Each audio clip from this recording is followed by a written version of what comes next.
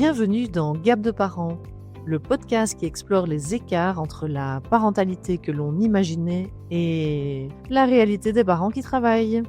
Je m'appelle Sophie Litt, je suis coach, formatrice et conférencière. J'accompagne les parents dans les défis du quotidien et j'aide aussi les entreprises à mieux comprendre et soutenir les réalités de la parentalité au travail. Ici, un mercredi sur deux, en solo avec mes invités, nous mettons des mots sur ces fameux gaps que vivent beaucoup de parents entre le travail et la famille, entre ce que l'on imaginait et ce que l'on vit réellement. Parce que devenir parent ne nous rend ni moins compétents ni meilleurs, cela nous transforme véritablement. Et si vous êtes parent et que vous travaillez, vous êtes exactement au bon endroit.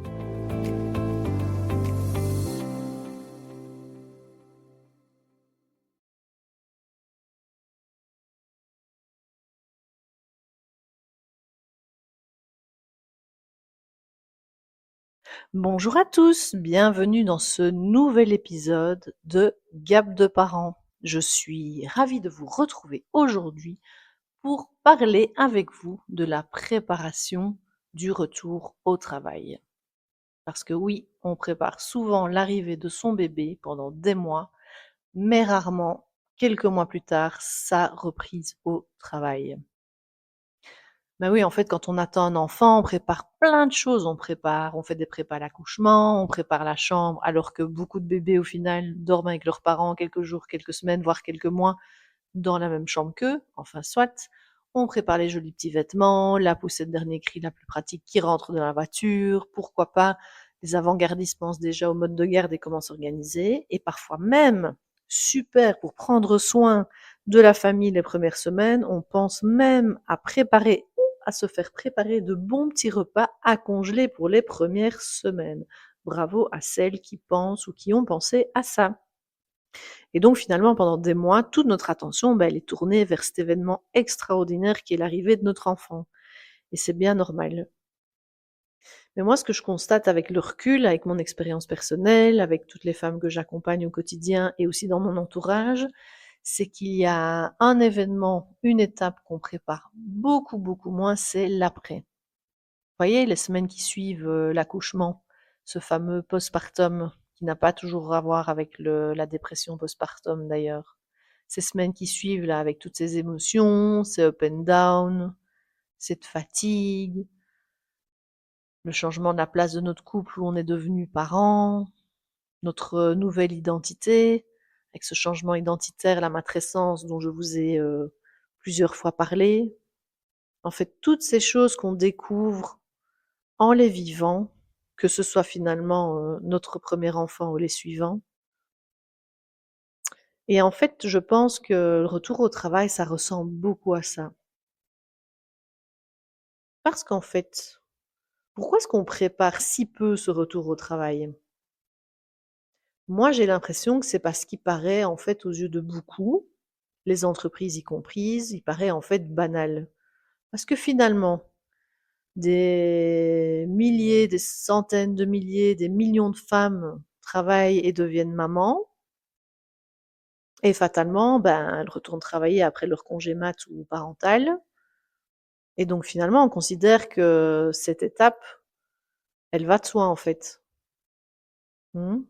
Et qu'il suffit de choisir, aller faire une séance de shopping pour sa tenue pour le jour de reprise, pourquoi pas s'acheter des nouvelles choses pour décorer ou pour travailler, reprendre son PC, reprendre son agenda et repartir en fait tout simplement comme avant.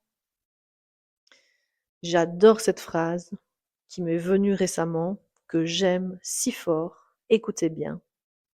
Ce n'est pas parce qu'une transition est fréquente qu'elle est facile. Je répète, ce n'est pas parce qu'une transition est fréquente qu'elle est facile. J'adore. Et je dirais même aussi que ce n'est pas parce qu'elle est courante qu'elle ne mérite pas d'être préparée. D'ailleurs, elle mérite aussi que je la dise une deuxième fois celle-là. Ce n'est pas parce que cette transition est courante qu'elle ne mérite pas d'être préparée. Pas mal, hein? Parce que finalement, le défi du retour au travail, c'est que, donc en apparence, il y a plein de choses qui sont restées les mêmes. Le job, il est souvent le même, l'entreprise aussi, les collègues sont souvent restés les mêmes. Mais en fait, c'est toi, la personne qui revient au travail, qui a changé en fait. Et ça, on en parle encore beaucoup trop peu. De ce que toi, tu as vécu comme transformation immense. Tous ces bouleversements physiques, hormonaux, physiologiques, émotionnels, relationnels. Parfois, ben, les priorités, elles changent. Notre rapport au temps aussi. On a une énergie vachement différente.